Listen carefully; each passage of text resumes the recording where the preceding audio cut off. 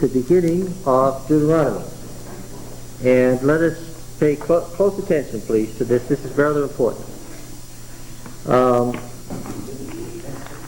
Please recall that the Decalogue was an insert in Exodus. Let's go back to Exodus 20 and review that. Let's read Exodus 19 and 20 again and review P's Decalogue, Exodus 19 and 20. All right?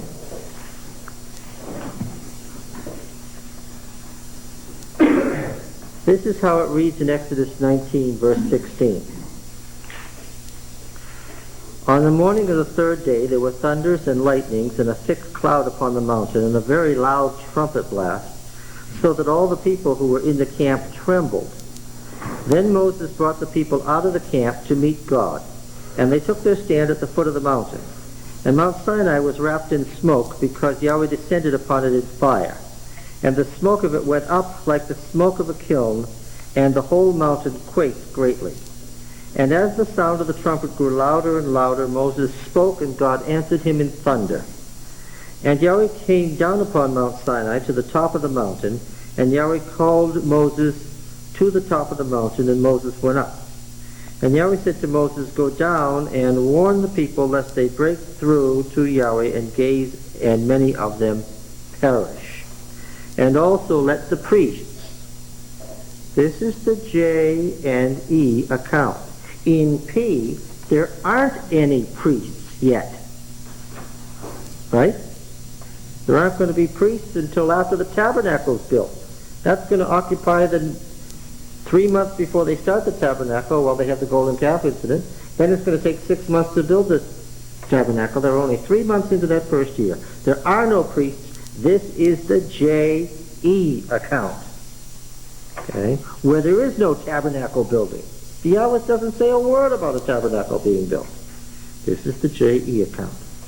Also let the priests who come near to Yahweh consecrate themselves, lest Yahweh break out upon them. So there are already priests in J.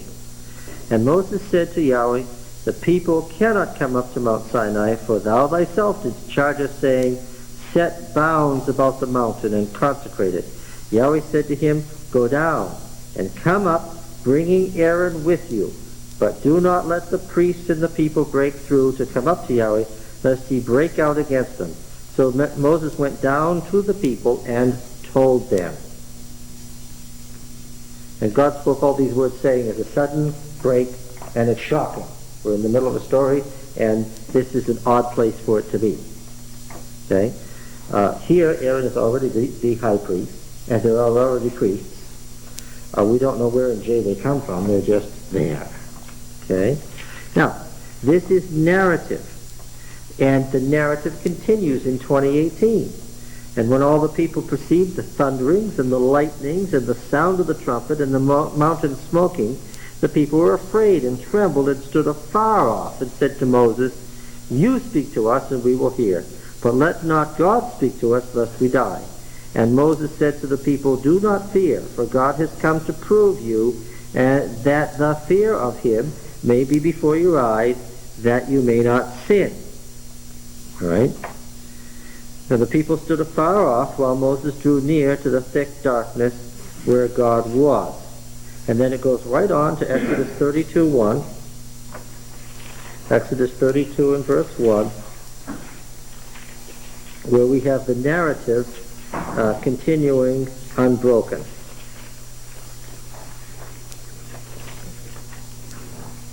When all the people saw that Moses delayed to come down from the mountain and so forth, and we continue the narrative. The point that I'm making is that in Exodus 20, the Decalogue is a sudden, rather choppy insert into the J-E narrative. Now, where does this Decalogue in Exodus come from? From whose hand do we derive this Decalogue in Exodus? Who clearly is handing this Decalogue to us?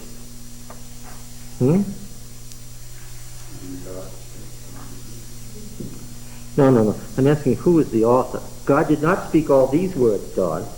God didn't speak all these words because there's hundreds of them. How many words did God speak? 10. This Decalogue, I'm asking, where did it come from? Huh? Exodus 20 is D? What? P. Of course. What's the great big thing in the Decalogue? The Sabbath. The great big thing in the Exodus 20 Decalogue is the Sabbath. In fact, if you look at the Decalogue, that whole Decalogue centers around the Sabbath. Yahweh is the creator in Exodus 20. He's the creator of every single commandment. P's Decalogue is about Yahweh as creator. There's not one word of D till you get to Deuteronomy 5. Okay? I've said that several times. Now, what are we going to see in D? Do you think we're going to see the same thing? No, not at all. No. Well, let's see what we've got here. Deuteronomy chapter 5.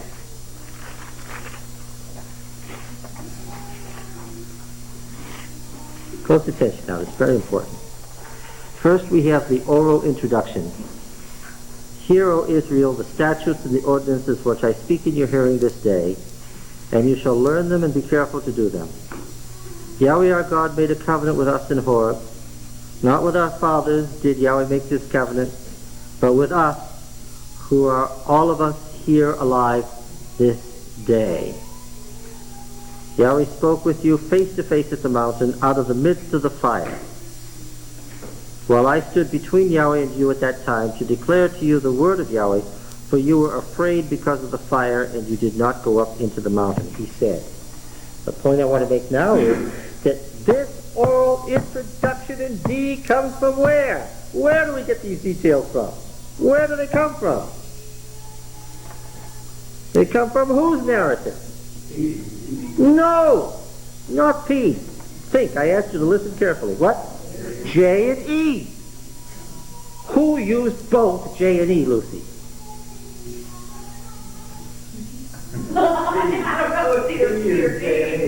Who else used J and E? Who else? D. The Deuteronomists and the priests both used the same sources, and they used them differently. It's the same details that we found in Exodus, only written differently. It follows the same narrative. What does the Deuteronomist have in front of him?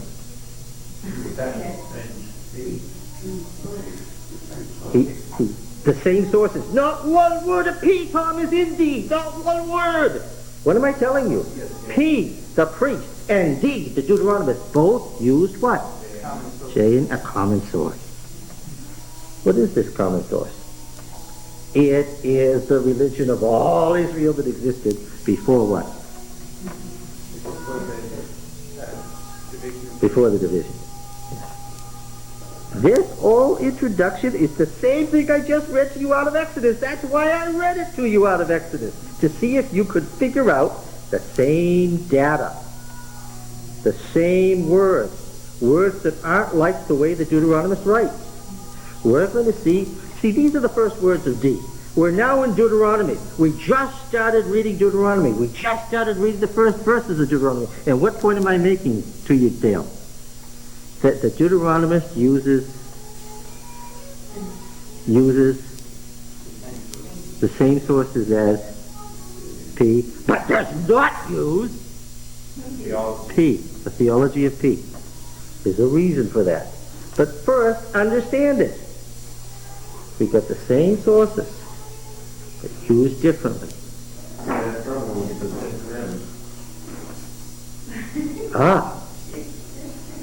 Now, what's going to happen when we get to the Ten Commandments?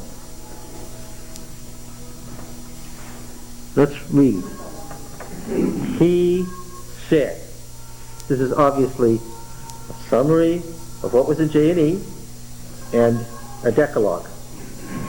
The Decalogue here fits right in here because this is how he wrote it. This isn't like Exodus 20. This is the way the Deuteronomist wrote it. It's nice and smooth. I am Yahweh your God, who brought you out of the land of Egypt, out of the house of bondage. You shall have no other gods beside me. What does your text say? Before me. That is not the meaning of the word. Please cross it out. That is not the meaning of the word. To say have no other gods before me is a statement of what? You have some essence. If there are others. That there are others. D is pure monotheism. D is pure monotheism. D says, have no other gods beside me. Alright? You have no other gods beside me. You shall not make for yourself a graven image or any likeness of anything that is in heaven above, or that is in the earth beneath, or that is in the water under the earth. You shall not bow down to them or serve them. Now look, the fact that the Decalogue is inserted into Exodus 20, does that mean P composed it?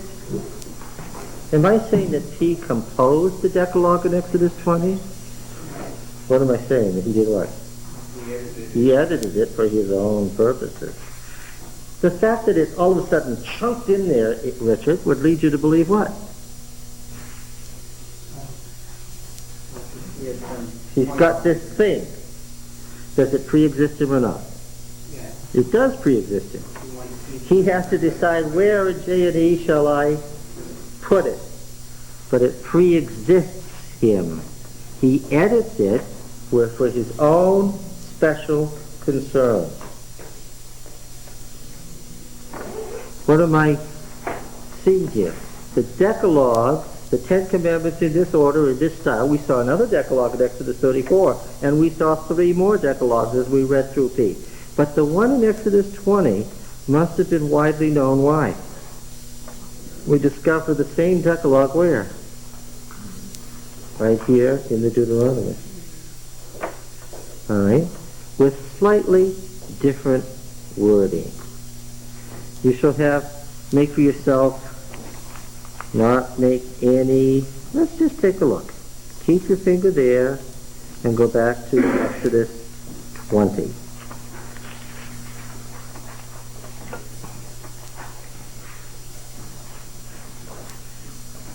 You shall not make for yourself, this is what Exodus 20 says, you shall not make for yourself a graven image. A graven image. Is that the same as this? Mm-hmm. Okay. Or any likeness of anything that is in heaven above, or that is in the earth beneath, or that is in the water under the earth. How's that? Same. You shall not bow down to them or serve them. Same. For I, the Lord your God, am a jealous God, visiting the iniquity of the fathers upon the children to the 3rd and 4th generation of those who hate me, but showing steadfast love, that's covenant love, chesed, to thousands of those who love me and keep my commandments. Okay? How are we doing? The same.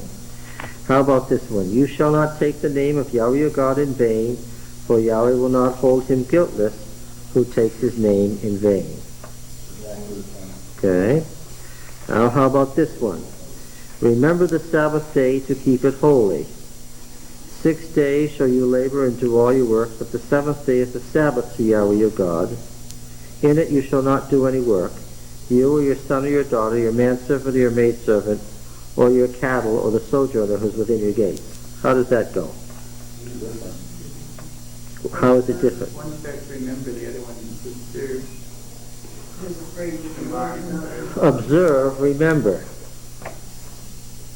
Explanation?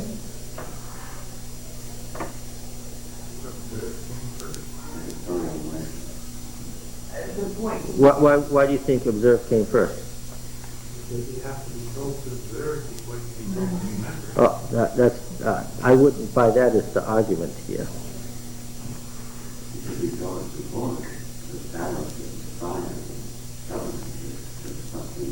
The Sabbath is a sign of covenant where?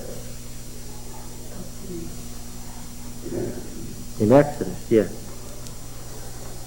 He uses the word remember. because he's throwing the Sabbath back to something. Remember, this is a new revelation. It never happened before. Nobody knew about the Sabbath till Sinai. He's throwing it back to what? The creation Sabbath that nobody knew about.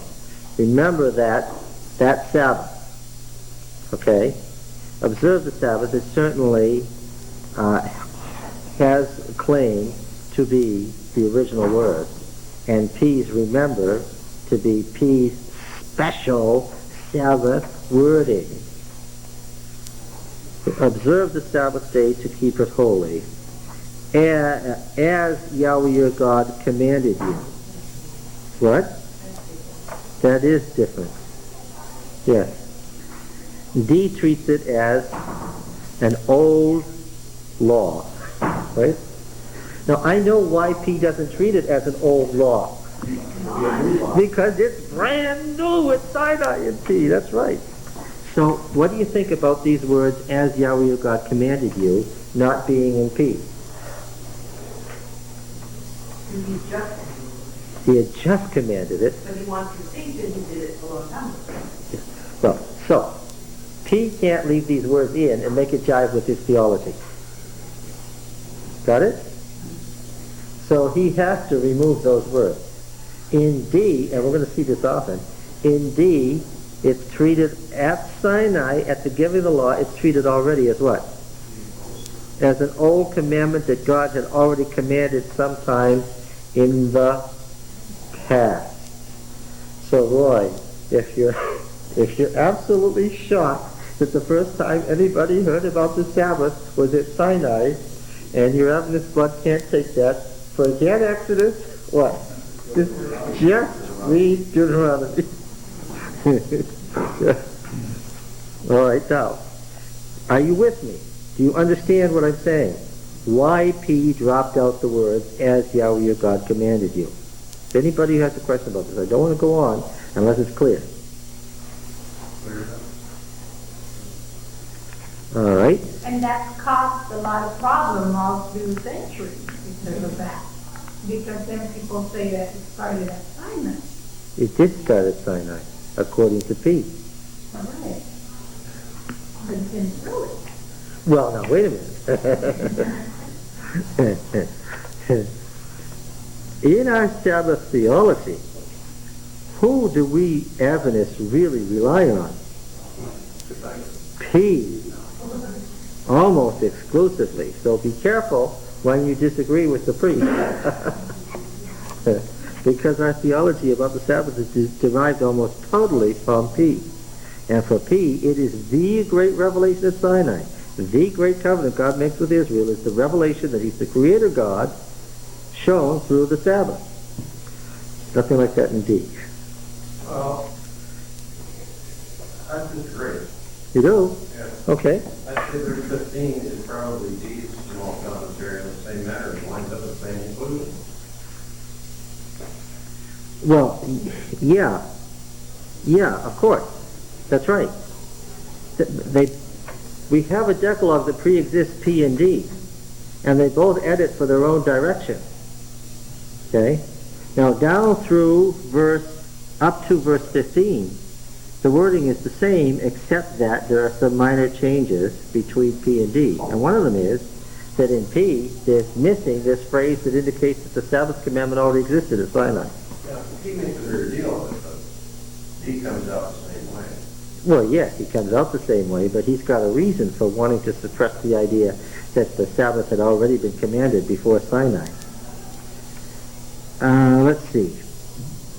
As Yahweh your God commanded you. What comes next in Exodus 20 in P?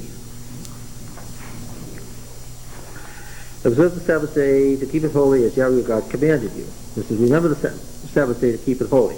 10:29 says 6 days you shall labor and do all your work. That's the same, right? But this, huh? It doesn't deviate until you get to the ox and the ass. Okay, it does, yes. But the seventh day is a Sabbath to Yahweh your God. In it you shall not do any work. And then who's not to work? You or your son or your daughter, or your manservant or your maidservant. Then what? or your cattle, it says, or your ox or your ass or any of your cattle. I wonder why D made it more explicit. Or was it already more explicit and did P just summarize it as cattle? Hard to determine which way that one probably went. There's no obvious theological reason for the difference. Or your cattle, or the sojourner who is within your gates. Now, this sojourner who is within your gates business is fairly common throughout both. Now we have the verse 11 in Exodus 24, in 6 days Yahweh made, which is in D, that your manservant and your maidservant may rest as well as you. You shall remember that you were a slave in the land of Egypt, and Yahweh your God brought you out thence with a mighty hand and an outstretched arm. Therefore Yahweh your God commanded you to keep the Sabbath day. So, down through your cattle, your ox, your ass, the commandment must have pre-existed or been that lengthy, already edited to that length by the time P got a hold of it and D got a hold of it, and then they both went off in opposite directions. What's D's reason?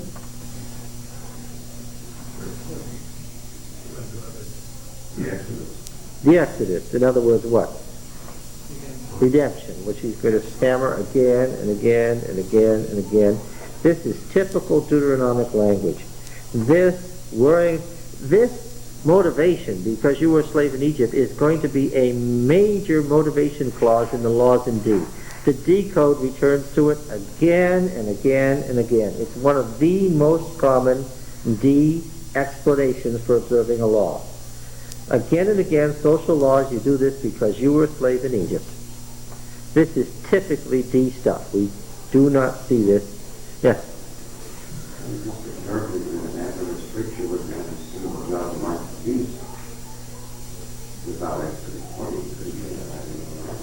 Well, I said we follow our theology of the Sabbath almost exclusively from P. The Sabbath here is a sign of redemption. The Exodus from Egypt being redemption, the typical sign of redemption in Deuteronomy. He says nothing about the 6 days of creation. Again, who put Genesis 1 at the beginning and made it Genesis 1? P. It was the priest who decided that we would start off with the creation story. Let's remind ourselves again why he did that. What was the great issue in his day?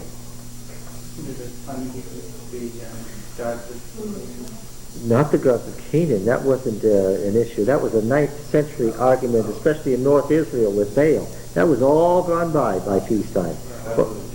The gods of Assyria, who announced themselves as creator gods.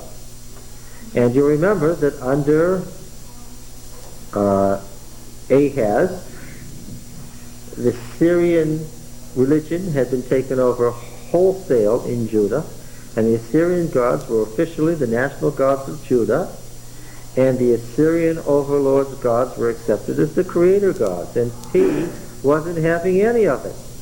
The reason he created Genesis, Exodus, Leviticus, and Numbers in its current form was as a giant polemic against the gods of Assyria as the undergirding for what event? Hezekiah's reform. Yeah.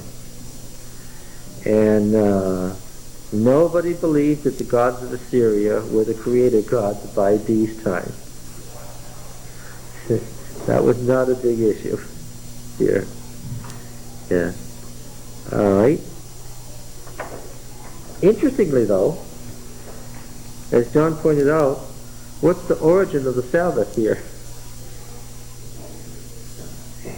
Where? Indeed. The Exodus. Yeah. So, you make the point, John, that either way you end up with the Sabbath coming at Sinai. I guess that's true.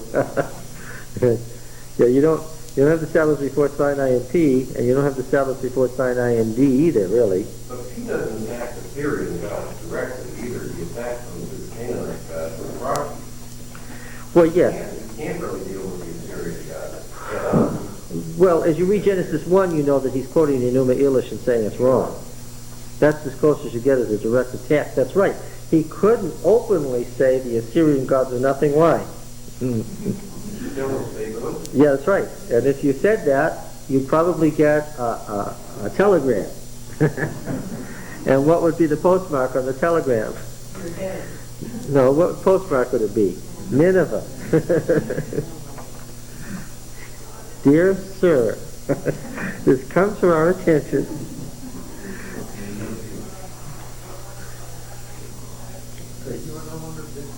Yeah, that's right. Unfortunately, you remember that ex-priests are generally killed in our society. Honor your father and your mother, that your days may be long in the land which Yahweh your God gives you. How does that compare? Here's another one of those phrases. Honor your father and your mother as Yahweh your God commanded you, that your days may be prolonged and that it may go well with you in the land which Yahweh your God gives you. That's clearly a D-expansion. Those are so typical of the words that he uses throughout the body of D that, yes, that's really true.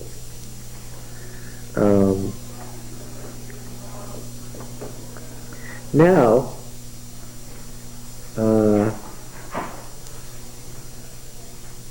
you see how he divides it up 5 and 5? He makes the other 5 commandments that had no elaboration beforehand. You shall not kill, and it's just a vowel. Richard, it's just a vowel.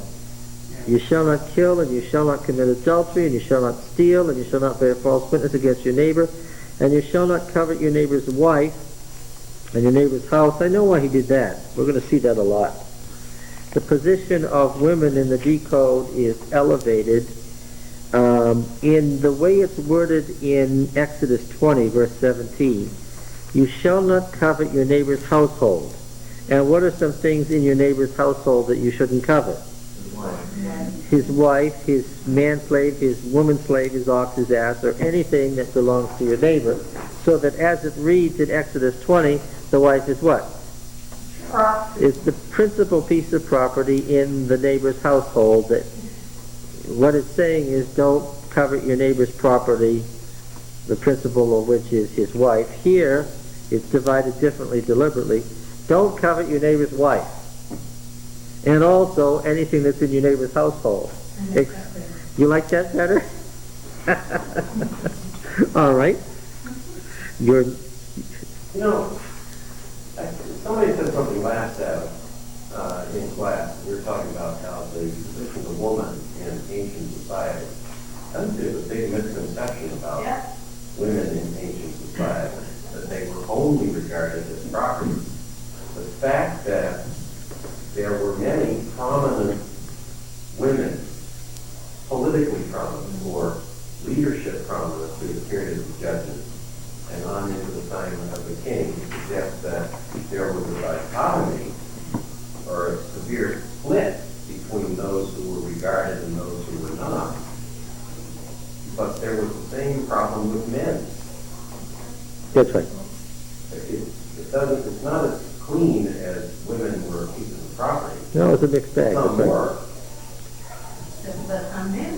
But Yeah. happiness in that way throughout all ages. I mean, it has depended largely on the man itself or on the culture of that part of the world rather than, something that has been this way or hasn't been this way.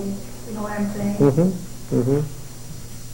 We come out of Northern European culture where it was property for a long time, and in English common law, the women were all property, and so we may read the Bible that way, although it's not necessarily the case. It was mixed. Remember Abraham's problem with Sarah? His great problem was what? That legally she was his equal and could give him lots of problems if he didn't satisfy her concerns. All right, so the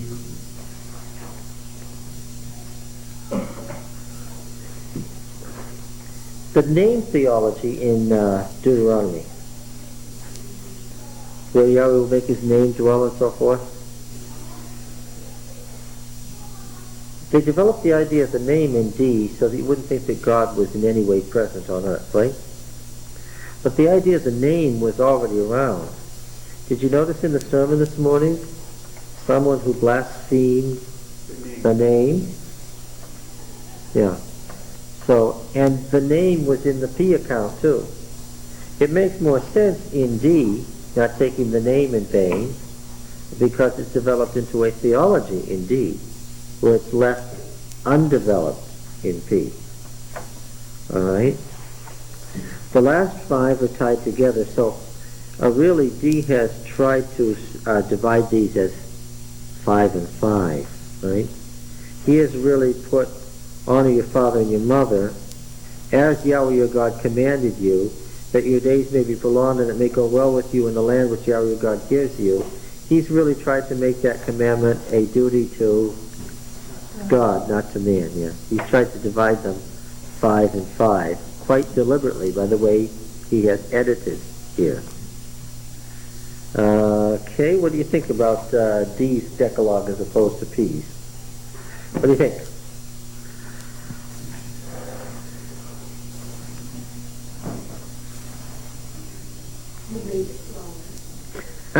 Yes, the basics are all there. Yes, that's true. This is a Decalogue, certainly, that was traditional and old and accepted by everybody, even before P and D got down to creating their work.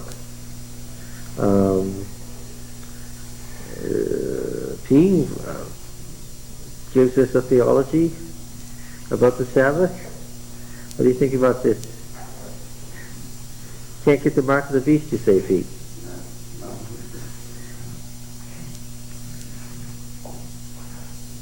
The motivation is so that your slaves and your cattle can rest, because you were slaves in Egypt.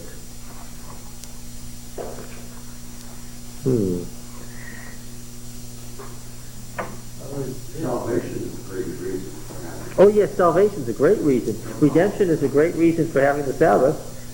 In fact, for a lot of other Christians, this would be an easier reason to buy for observing the Sabbath than 7 literal days of creation, right? 30 those messages, they shall have no rest. Yes, all right.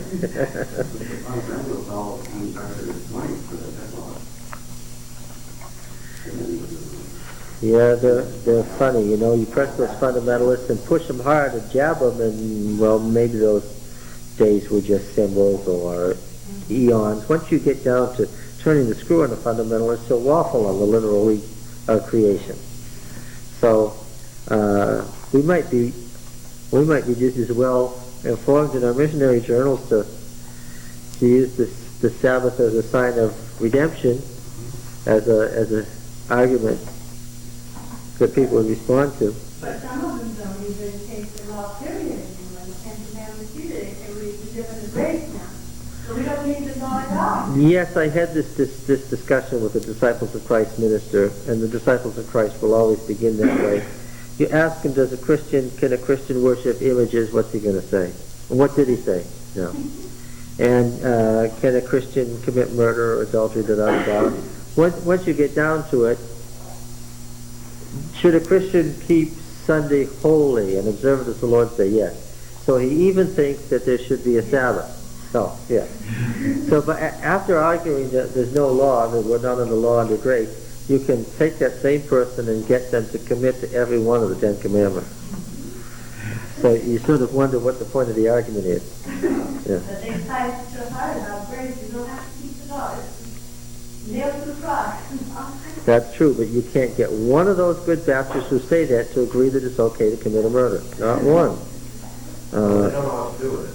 You come down on two sides of that one. Either you weren't saved to begin with, it was a false conversion.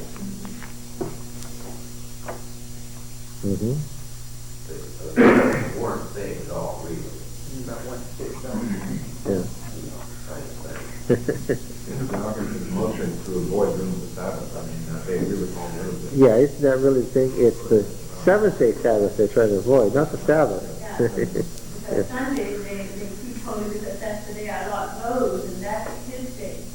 But the Sunday, we couldn't have. The last time we had Sunday law arguments in Massachusetts, I went and testified in front of the Ways and Means Committee. And I was the 19th clergyman.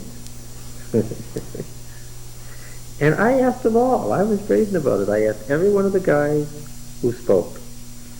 Are we under the law or under grace? Under grace. Then why do we have to observe the law? This is really not what... This was shocking to some of them. They were there to impose this law on society because it says so in the Bible. The same law that was nailed to the cross we have to observe. And not only do we have to observe it, we have to force society to observe it. Interesting, huh? And there was a Jewish rabbi sitting with us from the American Jewish Congress. At the end of the day, he says, "Aren't you embarrassed to make mincemeat of all those other Christian clergymen in front of me?"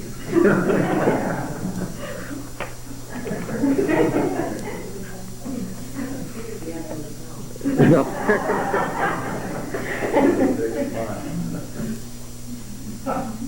But the chairman of the Lord's Day Alliance asked me to dinner. And we had a fine dinner on some expensive restaurant in Beacon Hill. And we got the Lord's Day exemption because he called the Cardinal's residence and asked Cardinal Medeiros what he thought about it. And Cardinal Medeiros said, because I heard it, it's always been our position that the Jews and the Seventh-day Adventists should have a Sabbath exemption. And that's what got it into the law. Because I went up to the microphone and said, Cardinal Medeiros says...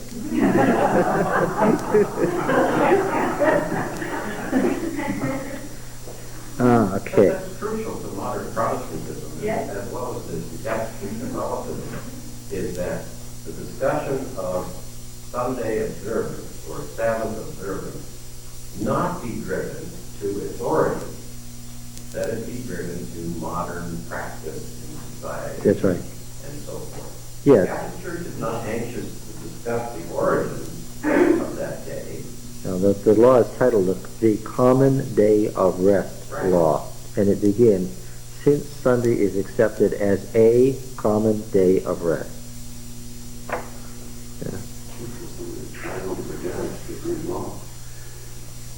Yeah, almost within minutes of it happening.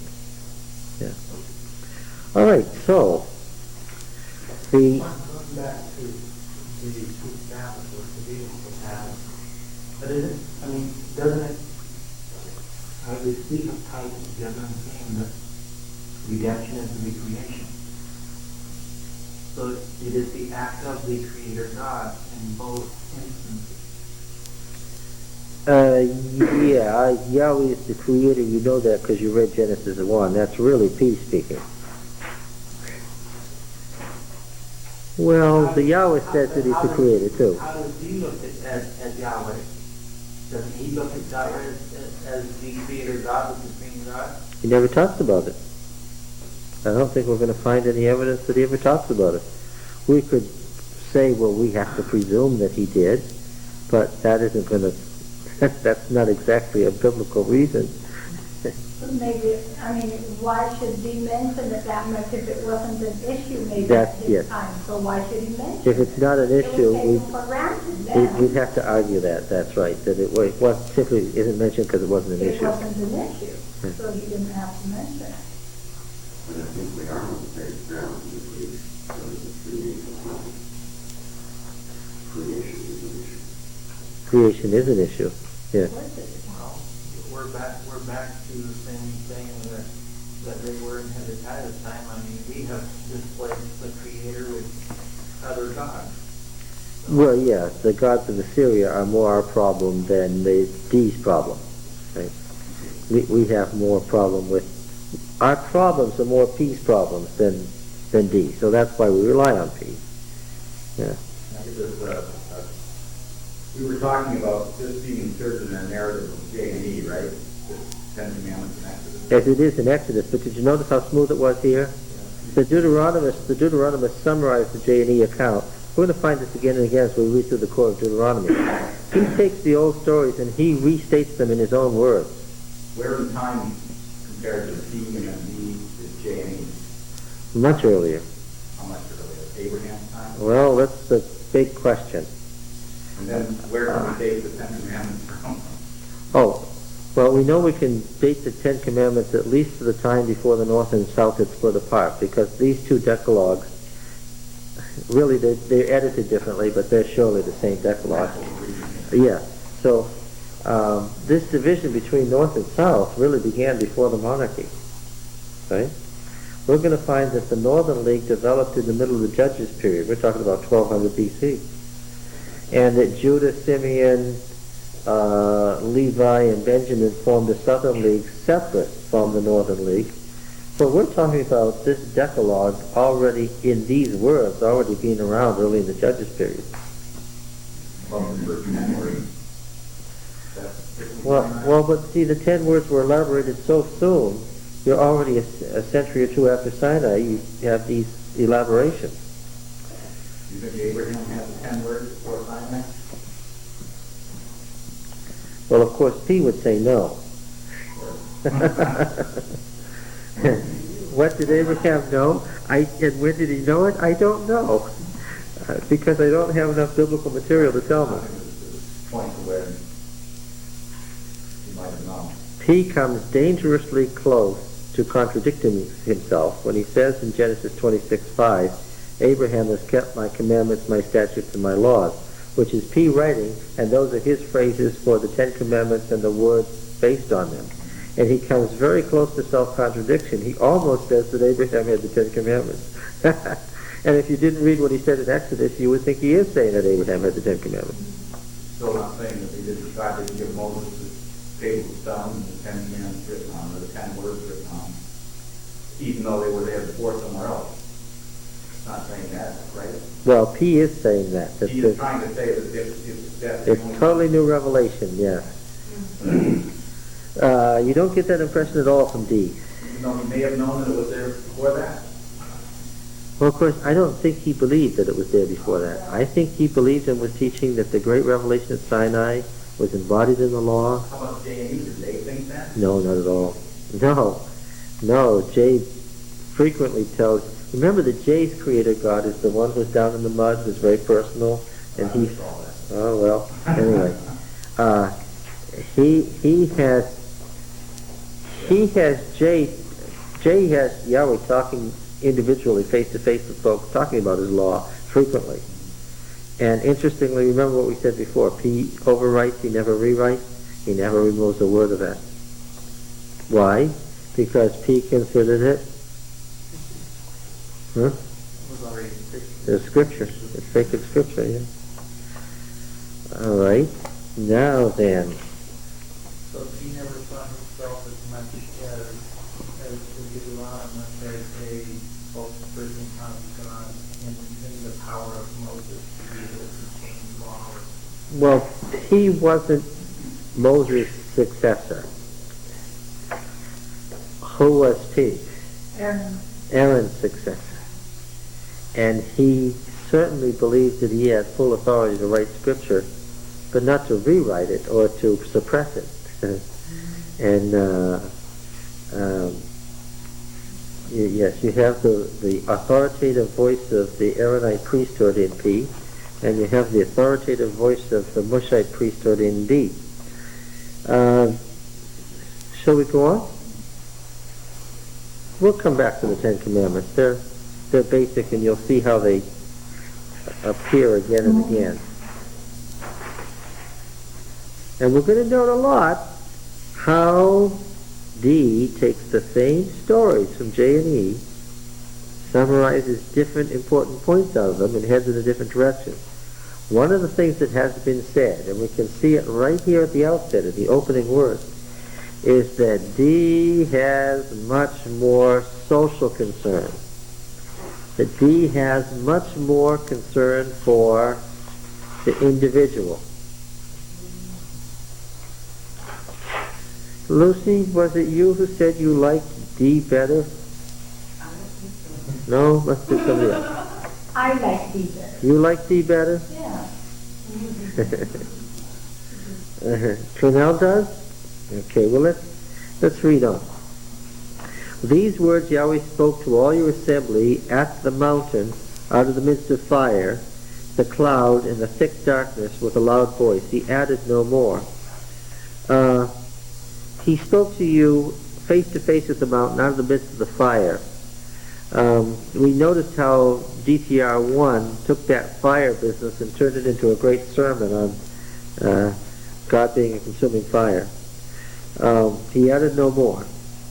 And he wrote them on 2 tables of stone and gave them to me. And when you heard the voice out of the midst of the darkness while the mountain was burning with fire, you came near to me, all the heads of your tribes and elders, and you said, Behold, Yahweh your God has shown us his glory and greatness, and we have heard his voice out of the midst of the fire. We have seen this day God speak with man, and man still live. Now therefore, why should we die? For this great fire will consume us. If we hear the voice of Yahweh our God any more, we will die. For who is there of all flesh that has heard the voice of the living God speaking out of the midst of fire, as we have, and is still live? Go near and hear all that Yahweh our God will say, and speak to us all that Yahweh our God will speak to you, and we will hear and do it. And Yahweh heard the words which you spoke to me, and Yahweh said to me, I have heard the words of this people which they have spoken to you. They have rightly said all that they have spoken. Oh, that they had such a mind as this always, to fear me and to keep my commandments, that it might go well with them and with their children forever. Go and say to them, return to your tents, that you stand here by me, and I will tell you all the commandments and the statutes and the ordinances which you shall teach them, that they may do them in the land which I give them to possess. And this is the beginning, of course, of the whole covenant ceremony. What we're about to hear, according to the way he's writing it, what God told Moses was the rest of the covenant. Yes? What is the difference between law and command, or law and ordinance? Yes, well, the commandments are certainly what? Yes, the commandments are certainly the Decalogue. The statutes and ordinances, the statutes are the decisions received by the court. They are civil court decisions, and ordinances are the ritual law. They all originate from code. Here, the distinction is made between the Decalogue, that which God spoke and everybody heard, and the rest of the statutes and ordinances, that which he spoke only to Moses, and Moses communicated to them. But some other statutes and ordinances, all they were created in order that the people might relate to the 10. Well, yes, of course, they're all spoken of together. There's no distinction between moral and ceremonial, certainly. You shall be careful to do, therefore, as Yahweh your God has commanded you. You shall not turn aside to the right hand or the left. You shall walk in all the way which Yahweh your God has commanded you, that you may live long, and that it may go well with you, and that you may live long in the land which you shall possess. That phrase that we found in the commandment about honoring your parents, that your days may be long, is a major developed theme in Deuteronomy. Staying long in the land. Now, chapter 6 begins a heading. Now, this is the commandment, the statute, and the ordinance. We're going to see this, these subheadings here running all the way through, either as beginning or ending of subsections. Now this section, peroration on why you should keep the Decalogue, runs all the way from chapter 5 through chapter 11. At chapter 11, the actual covenant ceremony is enjoined upon them. The covenant blessings and curses at Mount Ebal and Mount Gerizim. And then, before you get to it, something has been inserted. there is a new section in chapter 12. And what is that? The code itself, the actual law code, begins in chapter 12, verse 1, and follows all the way through to 26:19. Chapters 12 to 26 inclusive are the actual laws. Chapter 27 is the completion of the actual ceremony. And chapter 28, likewise, the blessings and curses on evil and Gerizim. And then in chapter 29, we go to the Deuteronomic historian. We're back out of D into somebody else. All right, having stated that God spoke the Ten Commandments, everybody heard it, then God gave permission for the rest of the law to come through Moses. That's what we've heard so far. That God spoke the Ten Commandments. Everybody heard, this is what he said. Then the people asked for permission for the rest of the law to come through Moses. That permission was granted. Now, we begin the long section on the meaning of the law, the spirituality of the law, what the purpose of the law is, and the exhortation to keep the law. 6:1. Now this is the commandment, the statutes, and the ordinances which Yahweh your God commanded me to teach you, that you may do them in the land to which you are going over to possess it, that you may fear Yahweh your God, you and your son's son, by keeping all his statutes and commandments, which I command you all the days of your life, that your days may be prolonged. Hear therefore, O Israel, and be careful to do them, that it may go well with you, and that you may multiply greatly, as Yahweh, the God of your fathers, has promised you, in a land flowing with milk and honey. Several things to notice. The constant identification of the current generation with the previous generation and the generations to come. How many generations of Israel enter into covenant with Yahweh? One. Right? There's only one generation. 900 years later, only one generation is made covenant. What is that? All of us who are here alive this day. He didn't make this covenant with the fathers. And by the fathers, who does he mean? Abraham, Isaac, and Jacob. But he made it with us. If he were alive today, he would say, he made it with us. Who stood at Horeb, according to D? We did. We did. Not the people in Joshua's day by the Jordan. Not the people in Moses' day at Sinai. What? We did. Yeah. It's the endless continuity of the one generation that has entered into covenant. This generation, and what must this generation do as far as continuing the covenant? It must transmit the covenant to children and the children's children. Yes. Now, for that, so that things can happen, that it may go well with you and you may multiply greatly. There is this constant concern, and we see it, and we know what the purpose is, why this happens. Why were they so concerned with fertility?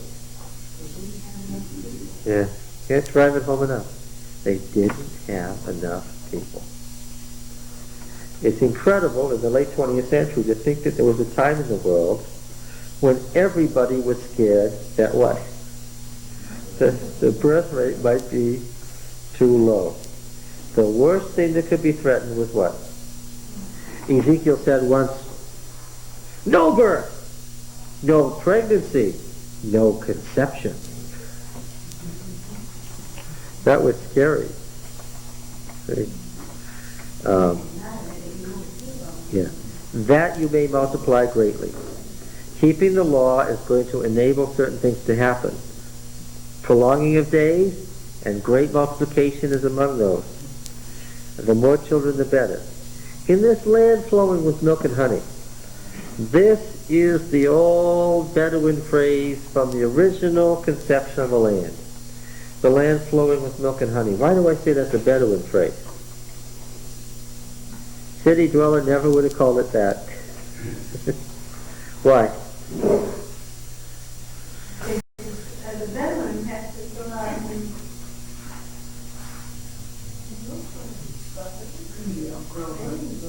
This is not a land of, and orchards. So, land flowing with milk and where does the milk come from? Some people have pointed out that it can mean curds, it can mean yogurt. Yeah, where does the milk come from? Yeah, it comes from the goats. That they are what? Yeah, they are herdsmen. Yeah, and the honey. Yes, that's right. It's the it's that which is gathered from wildflowers. It's not what you have when you have sugar, which they made, or wine, which they made. Yeah. So this is the old phrase for the land from the fathers, the covenant with the fathers. And then comes after this introduction. Now this is the commandment, the famous phrase, the beginning of the peroration of the meaning of the law. Hear, O Israel, Yahweh our God is one Lord. You can read it. For Yahweh our God, Yahweh is one. Yahweh is our God and Yahweh is one. Yahweh is our God and Yahweh alone, because echad can be one or alone or only. Yahweh is our God, Yahweh only.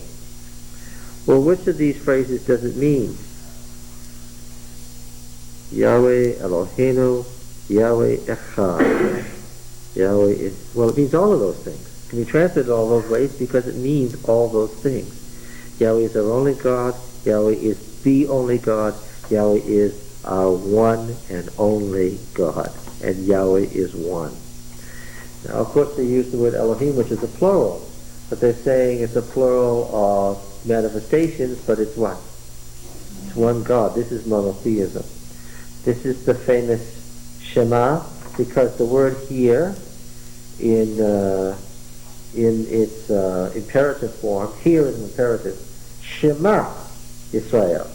It's hear Israel. This is the phrase, right?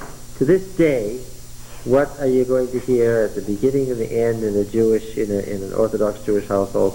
What are you going to hear in every synagogue throughout the world? To begin and end every service, what are you going to hear? Hear, O Israel. They will not say Yahweh, because the divine name is not pronounced. They'll say Adonai, right? The Lord, Adonai. Eloheinu, the Lord our God, the Lord is one. Did you catch another thing from this morning's sermon? What was the blasphemy that Jesus spoke? What was the blasphemy that caused them to want to hang him on a tree? What was the exact blasphemy among everything he said? What was the thing that did it? I and the Father are one. That drove them over the edge. Why? Everybody who heard it knew that Jesus was misquoting the central statement of Judaism. He was deliberately playing on this sentence, and they knew it. They knew exactly where. This was the central statement of monotheism. This was the one for century after century, the single statement that expressed monotheism.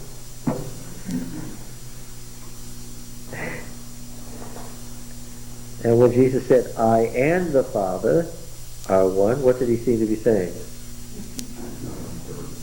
Yeah. He seemed to be undermining the central faith of Israel that has come from Moses. If Israel had taken such great pains to develop a theology, you can see how they were persuaded. Oh, I had no question why it caused the response it did. Neither did Jesus. Was he surprised? No. He knew exactly what he was doing. If we say that maybe John 3:16 is the most famous text in the Bible and that Psalm 23 is the most famous psalm, The most oft-quoted statement in the Bible is this one right here. This is the thing that has been said for centuries. Deuteronomy 6:4 is the central statement of the faith of Israel.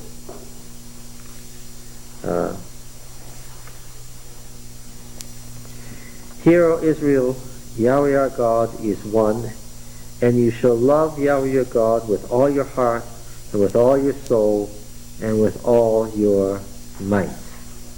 Ma'od just means to the extremity, all the natural force. And That's half the law, right? This is talking about. yeah, that's right.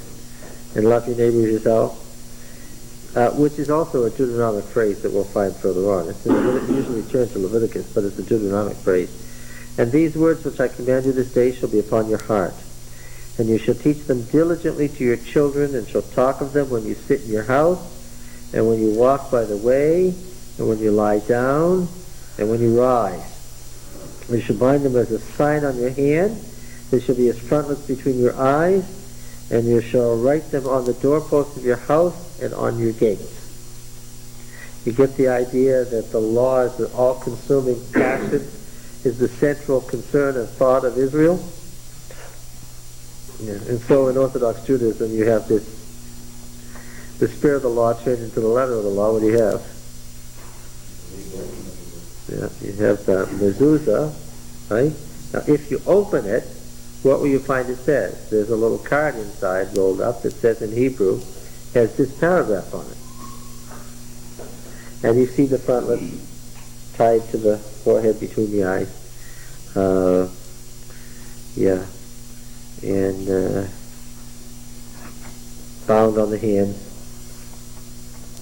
And when Yahweh your God brings you into the land which he swore to your fathers, to Abraham, to Isaac, and to Jacob to give you, with great and goodly cities which you did not build, and houses full of all good things which you did not fill, and cisterns hewn out which you did not hew, and vineyards and olive trees which you did not plant. And when you eat and are full, then take heed lest you forget Yahweh who brought you out of the land of Egypt, out of the house of bondage. You shall fear Yahweh your God, and shall serve him, and swear by his name. You shall not go after other gods of the gods of the peoples who are round about you, for Yahweh your God in the midst of you is a jealous God, lest the anger of Yahweh your God be kindled against you, and he destroy you from off the face of the earth. You shall not put Yahweh your God to the test, as you tested him at Massah. You shall diligently keep the commandments of Yahweh your God and his testimonies and his statutes which he has commanded you. And you shall do what is right and good in the sight of Yahweh, that it may go well with you, and that you may go in and take possession of the good land which Yahweh swore to give to your fathers, by thrusting out all your enemies from before you, as Yahweh has promised. When your son asks you in time to come, what is the meaning of the testimonies and the statutes and the ordinances which Yahweh our God has commanded you, then you shall say to your son, we were Pharaoh's slaves in Egypt, and Yahweh brought us out of Egypt with a mighty hand, and Yahweh showed signs and wonders great and grievous against Egypt and against Pharaoh and all his household before our eyes. And he brought us out from there that he might bring us in and give us the land which he swore to give to our fathers. And Yahweh commanded us to do all these statutes, to fear Yahweh our God for our good always, that he might preserve us alive as at this day. And it will be righteousness for us if we are careful to do all this commandment before Yahweh our God, as he has commanded us. Was the promise of the land to Abraham similar to the promise of the kingdom to David? Yes, because it was regarded as absolute and unconditional. I mean, like, in the spirit as, well, because you've been serving me for a while, I'm giving you this land number. The Deuteronomist says in a number of places, and we're going to come to them, why is he giving us the land? What's the reason? Because he promised it to our fathers because of the covenant he made with Abraham. Yes. Now, it's because of his election promise. If you ask the Deuteronomist, but why did he choose our fathers? I mean, if you push it further, the Deuteronomist will say he's giving us the land because He swore to our fathers. Not because of anything we've done, not because we deserve it, but because he swore to our fathers. If you ask him, but why did he swear to our fathers, what will he say? No. Yeah. What? That's right. He'd say, because he wanted to. That's the exact answer. We're going to come to it more than once. But why did he choose the fathers? Because he wanted to. But why them? Because he wanted to. He set his heart and love on them. Why? Because he did. D considers the question and won't let you go further. He won't let you ask a long series of questions about what God's purpose may have been in choosing one race over another. He won't engage in that. The reason he chose the fathers was because of his gracious election of the fathers. Why? Because he's gracious. That's why. All right. Yes. When Yahweh your God, That would include the fact that there was nothing special in them either. there was that's right. He says nothing special in you, but there wasn't anything special in the fathers either. What about Abraham? It was counted as his righteousness because he believed. Now, see, one of the things that you see, I've always been saying, don't read the Bible forward, don't drag into it things from that haven't been written yet. Now I'm having to tell you, Cornell, don't do what? Yeah, don't read it in the proper order either, because that won't work. We got to see D for himself, apart from C. Yeah. All right. Do you get the unusual oratorical style of D? This was meant to be read aloud. Can you tell? This isn't the way these sentences flow in periods of waves. Was meant to be listened to, not to be read. Right? When Yahweh your God brings you into the land which you are entering to take possession of it, and clears away many nations before you, the Hittites, Girgasites, Amorites, Canaanites, Perizzites, Hivites, Jebusites, 7 nations greater and mightier than yourselves, and while Yahweh your God gives over to you and you defeat them, then you must utterly destroy them. You shall make no covenant with them. Show them no mercy. You shall not make marriages with them, giving your daughters to their sons, or taking their daughters for your sons. For they would turn away your sons from following me and to serve other gods. Then the anger of Yahweh would be kindled against you, and he would destroy you quickly. But thus you shall deal with them. You shall break down their altars, dash in pieces their pillars, hew down their Asherim, and burn their graven images with fire. The Deuteronomic Code, unlike the other codes, contains a long section on holy war. It's one of the most ancient things about Deuteronomy. What ended holy war? What ended holy war?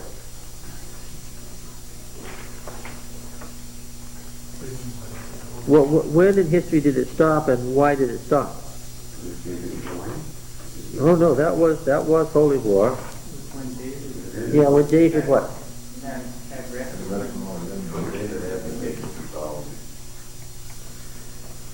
Yeah, and he left Solomon in possession of not a group of tribal militia to call up for emergencies where Yahweh would be at their head, but what? With great mercenary standing army. And how could you have holy war against the heathen when what? They were, yeah. When the Ammonites and the Moabites and the Edomites and the Philistines, right? And the Syrians of all the different Syrian states and all the Lebanese city-states that are part of your empire, what can you not have anymore? You can't have a holy war against the pagans if what? If they're citizens of the country and paying taxes, and after all, David was careful about this. He not only had a national standing army, what else did he have? He kept a private army, just in case what? Just in case the national army got out of line, as he did a couple of times, what did he always have? He always had his own private army to draw. And where was this private army supplied from? Who were these people that were armed with this great armory that he kept in Jerusalem? Who were these Cherethites and so forth that he kept around in these several thousand personal troops? They were the armies of the former city-states of the Philistines. So you see, you can't have holy war against the pagans when what? There are picked troops. There are most loyal folks here. Yeah. So up to that time, throughout the 300 years of the Judges, holy war had been, when there was a national emergency, then the judge who was in office in those days called up the militia from the tribe. Isn't that what Deborah did? And they picked by charismatic choice somebody from one of the tribes to be the leader. And some prophet in ecstasy said, do this or that. Whatever he said, that's what they did. It might be one way, it might be another. All sorts of different things. Those were the rules of holy war. There's a long section on how you do it in Deuteronomy. Of course, that was gone by the board by the time of the monarchy. So this is ancient stuff here that we are paraphrasing. For you are a people. Oh, yes. So the total annihilation of the cult places of the pagan nations. No intermarriage. Why is he so emphatic about the no intermarriage? Because, of course, what had they suffered? They had suffered all kinds of intermarriage. That had been part of the problem. Yeah, the Asherim, the graven images, of course, that's exactly what they had to face with Ahaz, again with Manasseh. For you are a people holy to Yahweh your God. Yahweh your God has chosen you to be a people for his own possession out of all the peoples that are on the face of the earth. It was not because you were more in number than any other people that Yahweh set his love upon you and chose you, for you were the fewest of all people. But it is because Yahweh loves you and is keeping the oath which he swore to your fathers, that Yahweh has brought you out with a mighty hand and redeemed you from the house of bondage, from the house of Pharaoh, king of Egypt.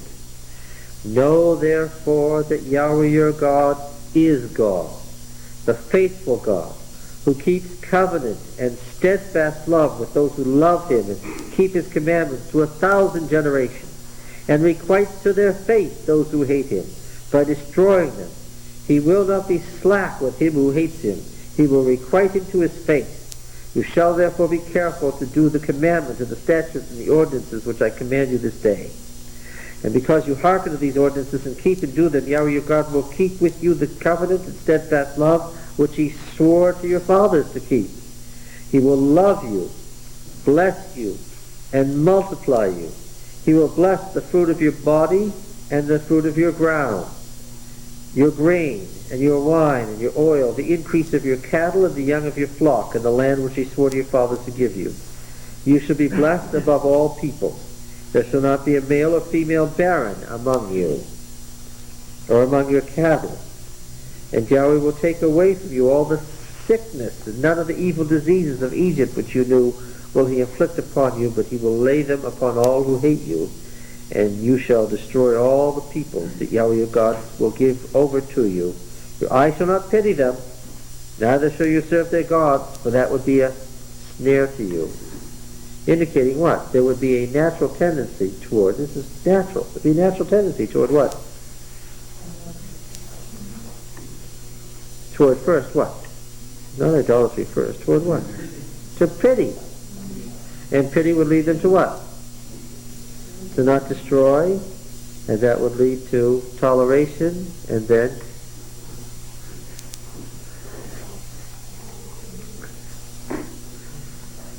seems interesting that he's always saying, the covenant that's being made today is because of the covenant that God made with your fathers. And as he kept that covenant with your fathers, he will keep the covenant he's making with you today. and the covenant includes the promise that I'll keep you long on the land, or what?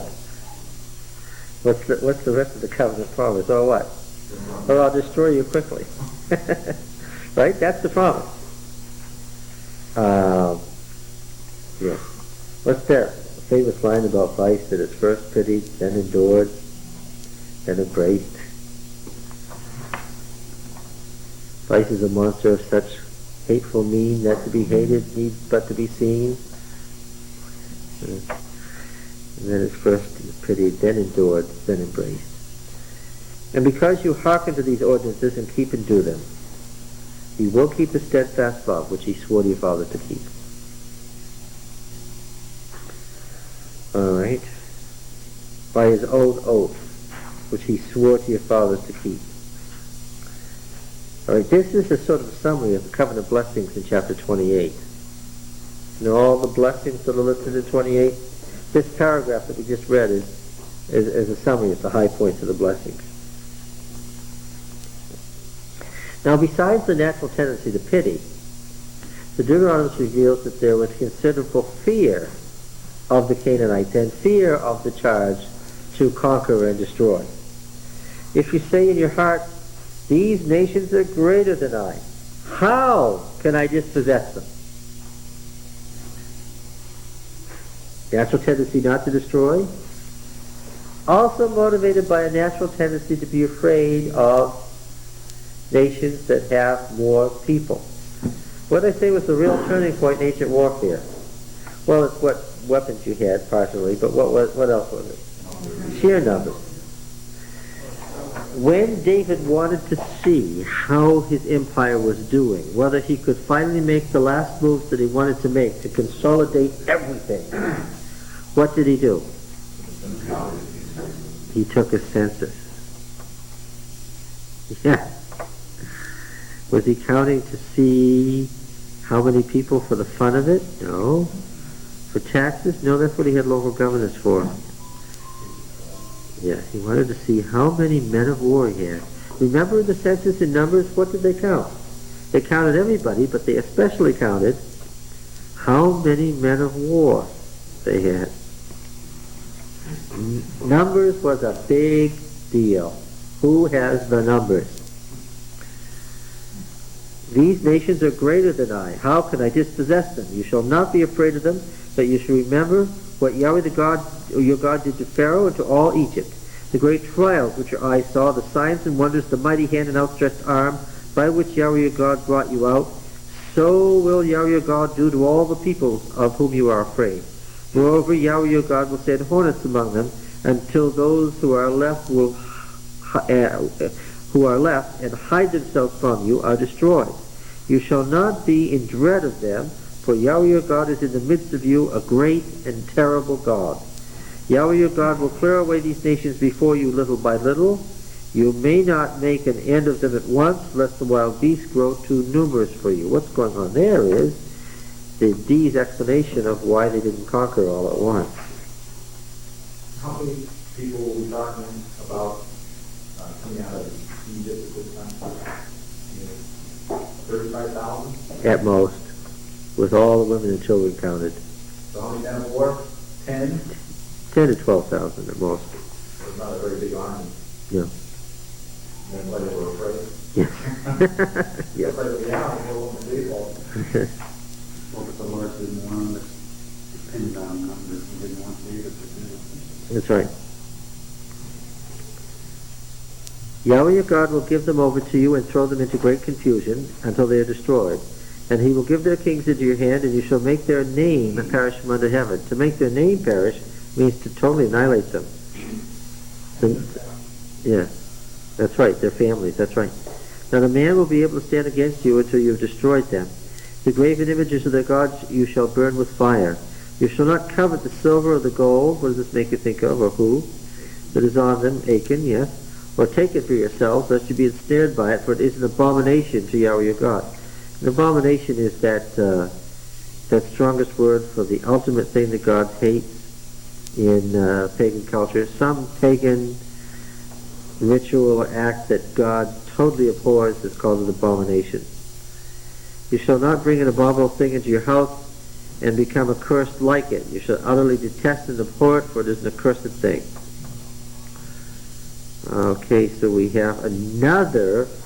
sermon ending with a warning against idolatry. These sub-sermons keep ending in a warning against idolatry. What does that tell you? The Deuteronomists see that the great problem of Israel is what? Yeah.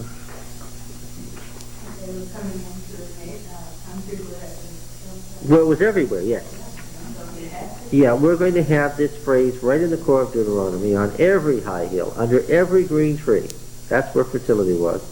There was a cultic installation that was pagan, everywhere. So that just destroying the pagan concepts would be very difficult to do, especially if the people weren't wiped out entirely. And of course they weren't wiped out entirely. They were taken over. And the thought Israel had, of course, was, well, if we take over the Jebusites, and we take over the Philistine city-states, and we take over the Philistine cities in the Jordan Valley, and we take over the cities in the lowlands, the great cities like Hazor, they'll be a benefit to us. They can help us. They can be our colleagues and our slaves, right? And in fact, did the Hebrews eventually win Palestine? Yes, they did. Did they win all of Palestine? Yes, they did. They won the war. And what? And they lost the peace, because by the 9th century, who are the Israelites? The Israelites are the new Canaanites. And their religion is what? It's the Baal religion of ancient Canaan. And who's carrying it on? The Hebrews. Yeah, through all their cultic installations and so forth, they are the new Canaanites. They absorbed the culture. They absorbed the culture without any radio, TV, and books or magazines. Yes, that's right, or poll takers. Had lots of parties. Yeah, I think they probably did have a lot of parties. Yeah. The constant question of fertility. Community-oriented people, so therefore they could Right. That's right. And intermarriage with a tribe made that tribe part of your family, and almost impossible to think of killing them. Yeah, and the reason that D is so emphatic about monotheism is the Hebrews didn't say, let's not serve Yahweh. What did they say? And the others too. Let's have the very best we can. Let's worship Yahweh and worship Baal and Asherah. And let's have every good thing that everybody can give us. What was the constant problem? You had a wild man like Elijah coming in out of the desert, right? From out of the unpopulated area, living like a Bedouin, like the old first generation of Israel, coming in, looking like a wild man, and saying to these people in the settled cities of the country, what? You've got a problem. You've got a real serious problem. And the problem is that Yahweh is what? Is jealous. Yahweh is a jealous God. He won't let you serve any other gods, because if you do, what? He will destroy you. Yahwism was the only monotheistic religion of the ancient world, the only one we know of. And it was also the only exclusive religion in the ancient world. Exclusive meaning what? It excluded the possibility of worshiping any other god. And just think, in Elijah's time, Elijah was told, no, you're not alone. There's 7,000 people who haven't bowed the knee to Baal. And that was the whole Yahwist religion, all 7,000 people. And it survived from century after century after century and became Judaism. And Judaism became Christianity, and Judaism and Christianity together became Islam, and the three great organized religions of the world came from this little exclusive religion that kept surviving century after century, right? Well, you can't destroy it, But it has Well, yes, because it couldn't possibly have survived in that environment. Could not possibly have survived on its own. That's my opinion. That's just my deduction. That there was no way that a religion of this type could ever be popular enough for people to want to embrace it. 8:1. Could I ask one question about 7? Yeah. In the first verse, it seems that this was all written before they crossed the Jordan. Is that We're going to see evidences, and I'm going to point them out to you, that this was all written down sometime during the actual monarchy of Israel. But the wording is chosen as if Moses was speaking in the very first generation, because he is using ancient materials. And he is using ancient materials that come all the way from the original covenant ceremony. But he writes the whole thing, every law, as if Moses spoke it. And he converts his past tenses to futures all the way. Wouldn't they afflict their souls or something? Isn't that what you should do? In the time of feasting, why are they called feasts if you're supposed to afflict your soul? It's time to be happy. Isn't it not?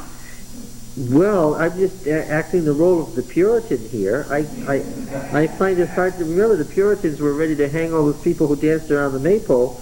I'm finding it hard to believe that you would say that the way they celebrated this covenant was they listened to these solemn words and then they went out and ate a lot and drank a lot and danced around and sang. He's talking about this later in chapter 8 here. What? In verse 10, when you've eaten and are satisfied, praise the Lord your God for the good land he has given you. What does it say then? 8 verse 10. And you shall eat and be full and bless Yahweh your God. And it tells us in chapter 28, and if you don't make merry, and if you don't rejoice, and if you're not glad, and if you're not happy because of the abundance of all the things God has given you, then what? They'll take them all away. Because you weren't grateful and you weren't happy. See, that's how that's, you know, I think. But it gets a bit worse here. What did they drink? What did they drink? Did anybody read the laws of the when you appear before where the Lord makes his name dwell, what you drink? Did they drink water?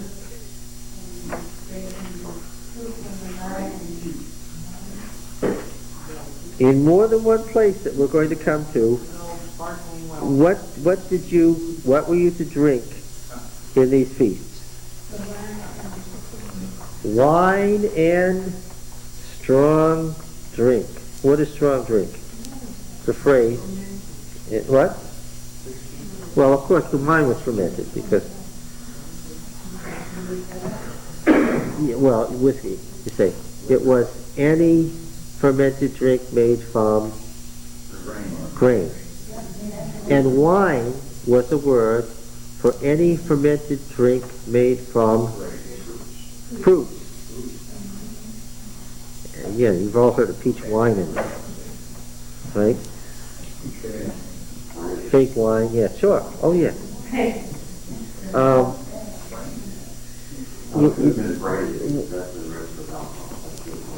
Wine is strong drink, and then your heart is to make merry. What else were you to do? It's awful. What else were you to do? See, they had a religion that was somewhat different from ours. We talk about the Hebrew religion being holistic, right?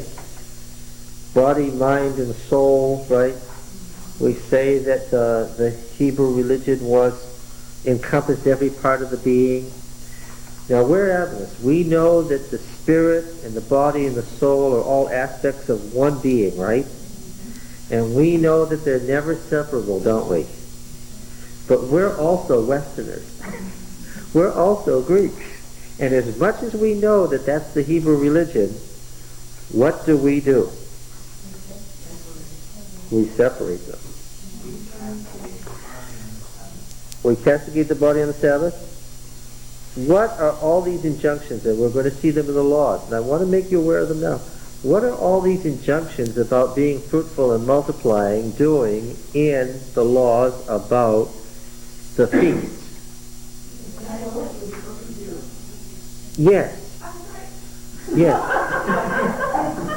And this is one of the scary things about Song of Solomon. See, we're Westerners. We're Westerners. Augustine said that a Christian who wasn't pure and hadn't overcome the lust of the body should not do something. What did he say? Especially if you read it in Latin, because the translation is more correct to the Hebrew, where the translators of the Bible certainly were going to translate the Hebrew exactly as it's written in the Song of Solomon, because they're going to sell these Bibles to people later, right? And here they're reading this song at these feasts, and what is the song telling them to do? Telling you what to do. It's in the command form. To have sexual relations. What? Well, yes.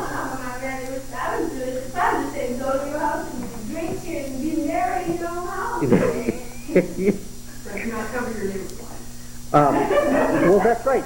If you stop and think about it, coveting the neighbor's wife would be rather an outrageous thing to do when what? Yes. When the society makes provision for everybody to be married and tells you what? As soon as you have hormones, as soon as you're 12 or 13 years old, what? You better get married and you better multiply. Right?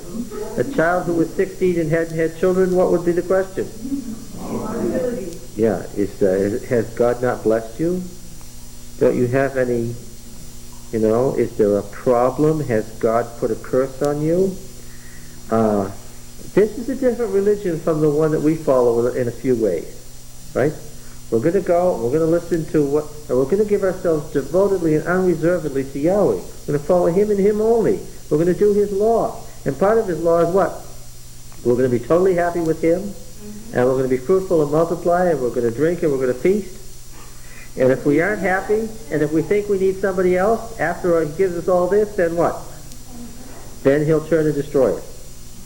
Now that's a different view of religion maybe than our modern religion would be. We inherited the Puritan tradition, didn't we? I can't imagine going to camp meeting and saying out loud from the pulpit, you know what the Lord wants tonight? The Lord wants a lot more children. And everybody better be hard at it and make sure that you produce children, and there's wine and strong drink, and if you're not rejoicing, then the Lord will turn on you. Now I can picture them as preachers saying that. There would probably be his last sure. I'm not sure that it would get all the way to the conclusion before it was over, but that's the religion that's in Deuteronomy. So you see, they really didn't have much to be ungrateful for. If that's the religion that was being established, it wasn't very hard, was it? And in fact, it says at the end of the covenant ceremony, what? This law isn't hard. And it's one of the things that runs through Deuteronomy is what? It is a very fun religion. It's what? This law is not a hard law. You can do it. Yeah. But it's true. And that's what's lacking in our religion today, is it not? No, that, but I mean, the joyfulness. We're lacking that. Maybe that's why I like tea better. We're just so, downright serious about it. Well, that's true. We might be more joyful if we got drunk and we sang and danced. But come on, I don't follow the Lord Himself, and I don't think it's so much that we don't do it. It's just that we're so many people in the world, and some of these things do happen. There's just more. What? See, I didn't write this. I'm okay. This is the Deuteronomist isn't here. He wrote it. It's scripture. I just commenting on the facts as they are here. I mean, I said many times that Deuteronomy was shocking. Did I not say all the way through P, who is somber and sober, that we get to Deuteronomy and it was shocking? Yes, okay. So, yes. To our sensibilities, really, I cannot picture myself singing and dancing See, the thing is that they wanted to have those orgies there at the Golden Calf when they were almost to the right thing, right? And when you see the laws here, as you read the laws, has anybody read the law code after chapter 12 yet? How do you feel about the tone of it in comparison to the three law codes in P?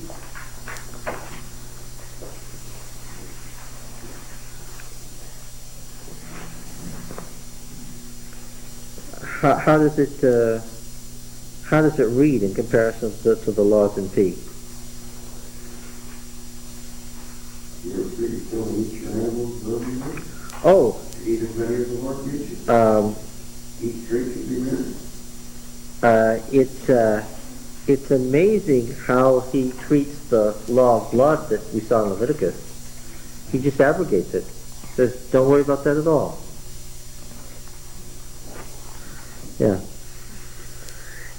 Okay, now, his big warning is, should you not enjoy the cities filled with goodly things? No, you should enjoy them. Should you enjoy the cisterns that somebody hewed out? Should you enjoy the vineyards that somebody else planted? Should you enjoy the orchards that somebody else? Yes, you should enjoy them. Just don't what? Don't forget Yahweh when you get all that. Yeah.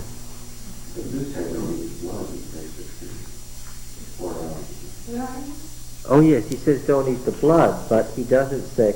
Remember how often they could have meat under the law of blood in Leviticus 17? How often could you have blood? Not blood, but meat. How often could you have meat under the law of blood in Leviticus 17? Only when? Oh, don't say Jerusalem. When you went to wherever the sanctuary was to make an offering once a year, that's when you could have meat. And what does it say here? In all your towns, whenever and as much as. I mean, these are as often as. These are scary words. As if you were a hunter hunting, Tom says. Right? But isn't that also telling us jealousy or the sexual reproduction thing? That's telling them also, you don't have to wait. In other words, this thing about being with Yahweh is daily. You don't have to wait for once a year. Because that's the way I understood when I read about the drinking. They would go to the temple once a year to drink. Saying, now, you can do this on your own home now. You can be God's together in your own home. You don't have to wait for that one. That's exactly what it was doing.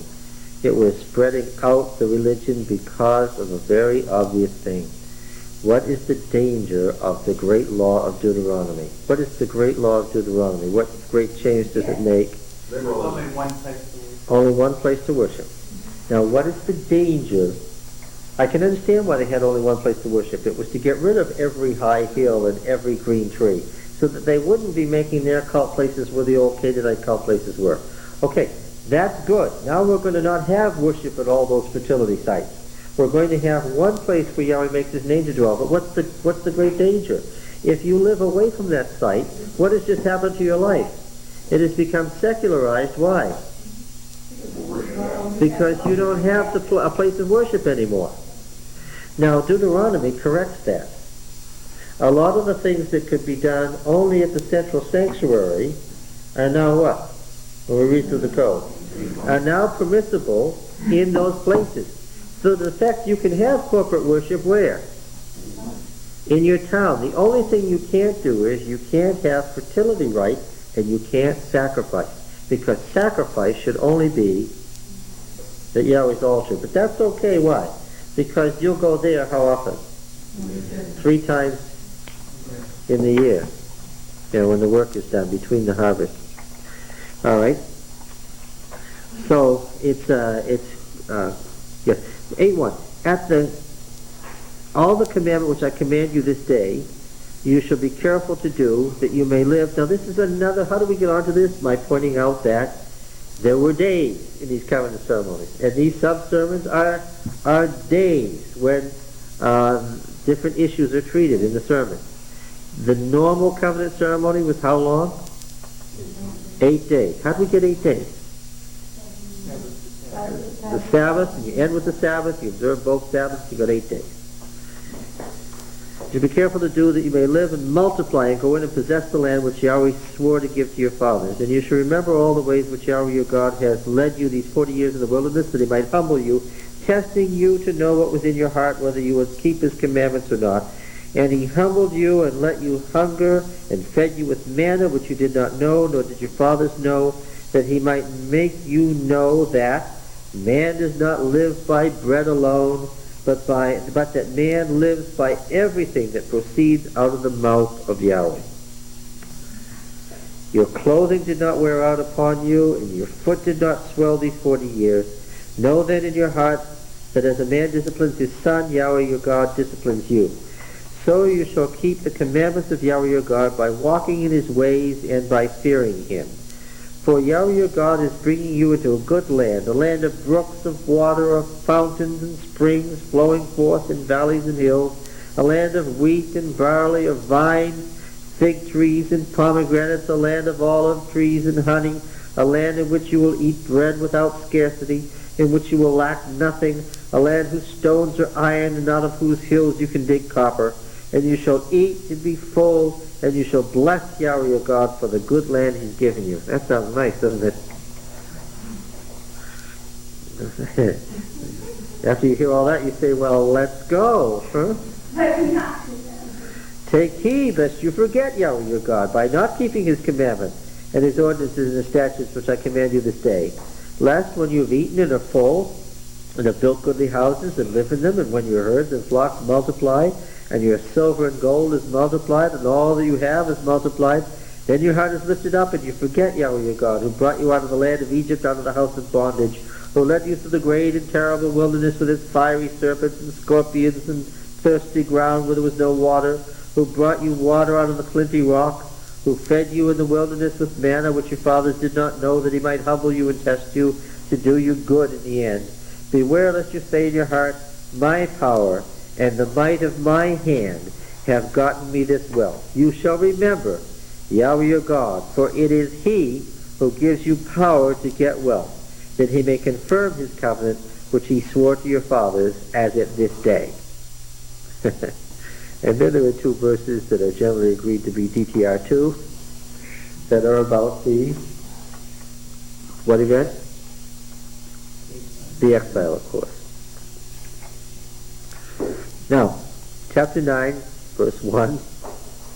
Hear, O Israel, you are to pass over the Jordan this day, to go in to dispossess nations greater and mightier than yourselves, great cities fortified to heaven, a people great and tall, the sons of the Anakim, whom you know and whom you have heard it said, who can stand before the sons of Anak?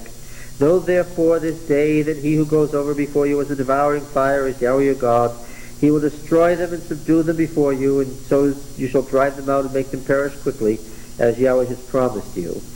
Do not say in your heart, after Yahweh your God has thrust them out before you, it is because of my righteousness that Yahweh has brought me in to possess the land, whereas it is because of the wickedness of these nations that Yahweh is driving them out before you. Not because of your righteousness or the uprightness of your heart are you going in to possess their land, but because of the wickedness of these nations Yahweh your God is driving them out from before you, that he may confirm the word which he swore to the fathers, to Abraham, to Isaac, and to Jacob. Those are 2 different reasons, but they're put together there. Now, about the golden calf. Know therefore that Yahweh your God is not giving you this good land to possess because of your righteousness, for you are a stubborn people. Remember and do not forget how you provoked Yahweh your God to wrath in the wilderness, From the day you came out of the land of Egypt until you came to this place, you have been rebellious against Yahweh. Even at Horeb you provoked Yahweh to wrath. And Yahweh was so angry with you that he was ready to destroy you. When I went up the mountain to receive the tables of stone, the tables of the covenant which Yahweh made with you, I remained on the mountain 40 days and 40 nights. I neither ate bread nor drank water. And Yahweh gave me the 2 tables of stone written with the finger of God, and on them were all the words which Yahweh had spoken with you on the mountain out of the midst of the fire on the day of the assembly. And at the end of 40 days and 40 nights Yahweh gave me the 2 tables of stone and the tables of the covenant. Then Yahweh said to me, Arise, go down quickly from here, for your people, whom you have brought out of Egypt, have acted corruptly. They've turned aside quickly out of the way which I commanded them. They've made themselves a molten image. Now this is paraphrasing from the J.E. story. Do you recognize it? But it's cast into that very unusual Deuteronomic style. You could never read this and think this was the Yahwist writing the story. Same details, but you couldn't think this was the Yahwist writing because it sounds so like D. You can always tell D a mile away. As soon as he opens his mouth, his first sentence sounds like himself. Furthermore, Yahweh said to me, I have seen this people, and behold, it is a stubborn people. Let me alone, that I may destroy them and blot out their name from under heaven. And I will make of you a nation mightier and greater than they. So I turned and came down from the mountain, and the mountain was burning with fire. The 2 tables of the covenant were in my 2 hands. And I looked, and behold, you had sinned against Yahweh your God. You had made for yourselves a molten calf. You had turned aside quickly from the way which Yahweh had commanded you.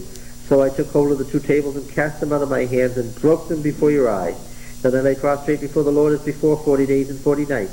I neither ate bread nor drank water because of all the sin which you had committed in doing what was evil in the sight of Yahweh to provoke him to anger. For I was afraid of the anger and hot displeasure which Yahweh bore against you, so that he was ready to destroy you.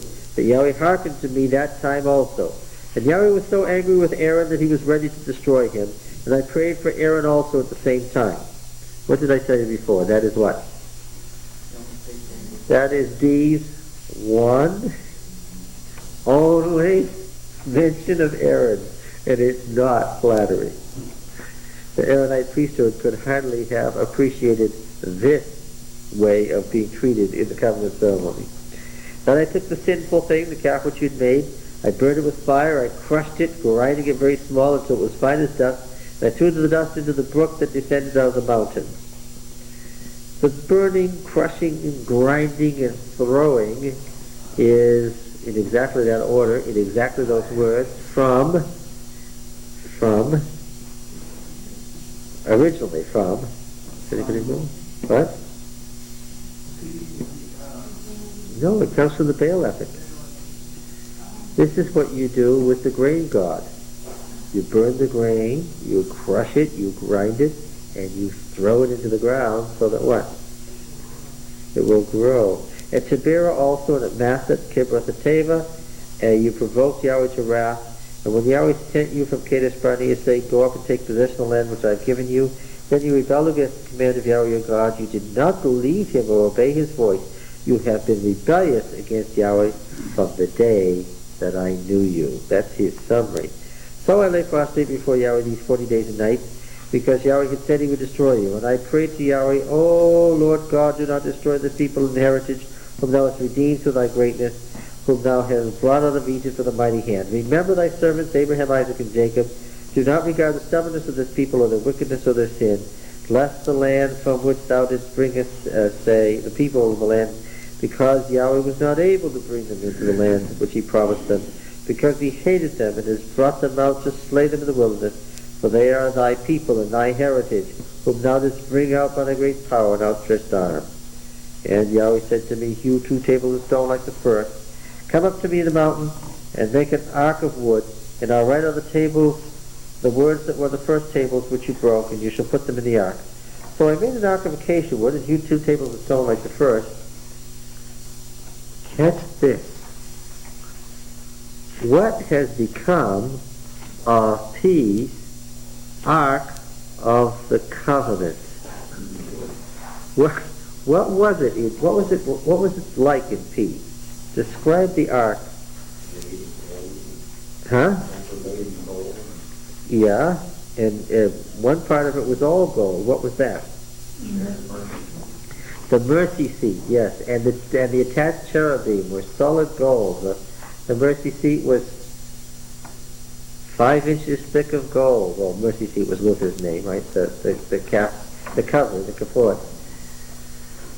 And the cherubim looking downward and so forth. And in this empty space became the Shekinah. Shekinah being the technical word of P for what God does. He dwells in the Mishkan.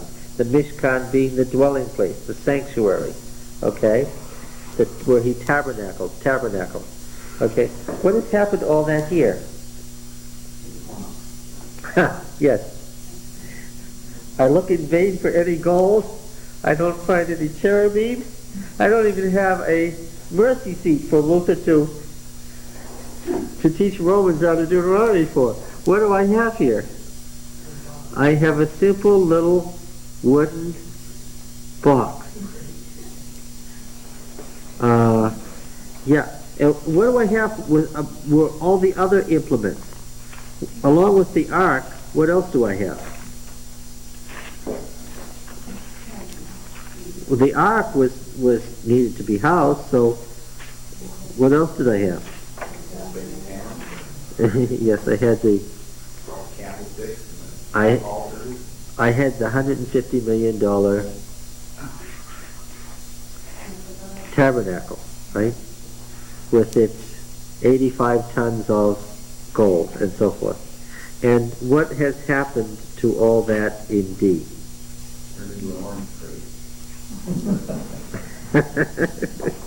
Yes, that's just about the proper way to say it. Did you all hear what he said?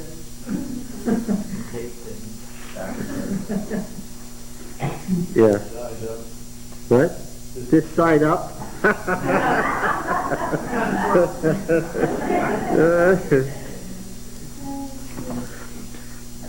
Let us remember now, what sort of places did the Mushite priesthood have? What sort of holy places did they have? I know what the Aaronite priests had. What did they have? They had temples that led to what? The great temple, right? Which was the sanctuary in the wilderness times 2, right?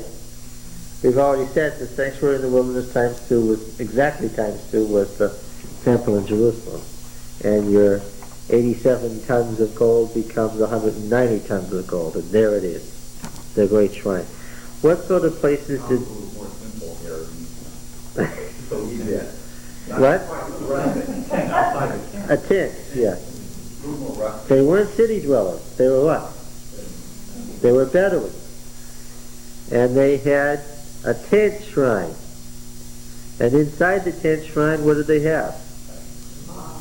There was this box. And what was in the box? They had the tables of stone. The tables of stone, yes. And there it was. And you look at it and you say, well, now where's the Ark of the Covenant? What would the answer be? There it is. That's no footstool. That's it right there. It's like, and of course, that's why Sisera fled to Jael's tent, because it was a sacred tent. She was a priestess. And the law of sanctuary, coming from ancient times, meaning that if he got inside the tent, what? He'd be safe, because he was in one of those Mushite shrines. The family of Moses carried on this tradition of the Bedouin tent shrine. They weren't city dwellers. How did they look on their Aaronite cousins? What? They looked down on their rich cousins? Yes. Is it possible, Tom, for a country people, a simpler people, to look down on the more sophisticated city people? Oh no, just the city people look down on the country people as country bumpkins, right? Country people can look down on city people? Oh, absolutely. Oh, this is a modern invention? What do we see here? What? Right here in Deuteronomy, what do we see? Is he interested in that ornate religion.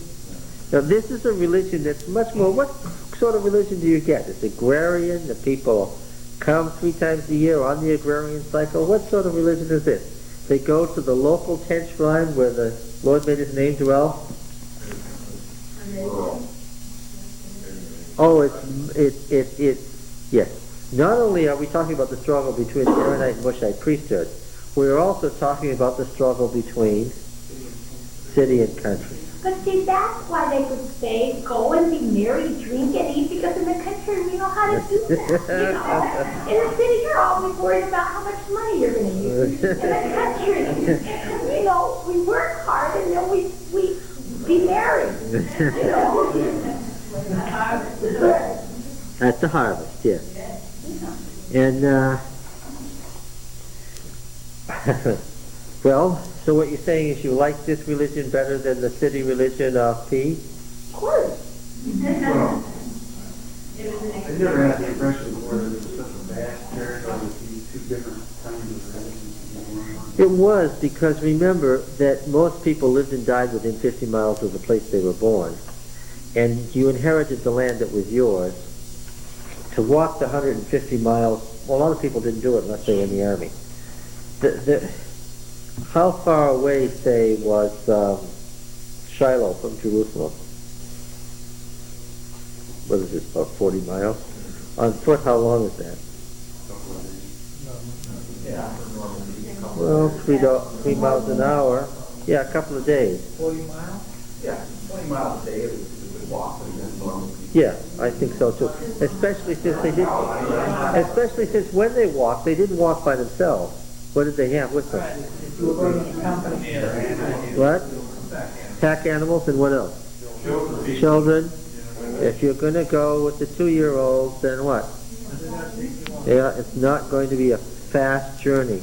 Now, if you think, well, Jerusalem was a good 2 days away of hard driving when you're going with everybody, then how far is something 2 days away in our culture?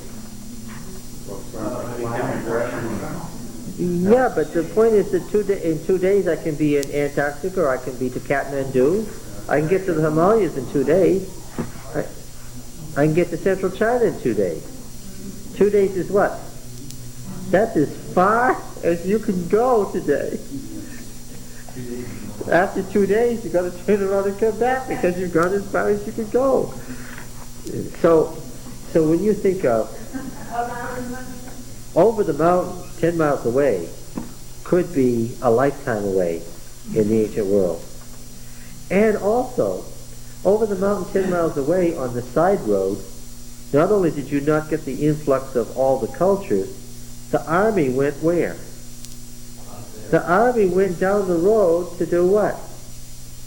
To attack the city. And what happened to you? No, you missed the whole war. Why? Did they care about you? And your tent? Well, that's possible. That's possible if you had a great harvest. The point is that in Deuteronomy we see a whole different level of culture than you see in P. And you can see it in the ornateness too, in some of these laws. How ornate do you need to know how to keep the Feast of Unleavened Bread? P's going to tell me you need this many cows and this many oxen. You need this many male sheep and this many female sheep on the first day. On the second day you need, right? You remember reading this? Right? Yes, right? Well, of course, you're talking about a city culture that's wealthy. What is D going to tell us about that? Bring an offering from your flock. Go to the place where the Lord will make his name dwell. Kill the animal, eat it with the Levite, and rejoice. But do we flay the skin? Does the priest get the skin, or do I get the skin? Do we cut off the hind parts with the liver or not? That's in P, isn't it? What happens to the gallbladder is a big deal in Leviticus. What happens to the gallbladder in Deuteronomy? The gallbladder? Yeah.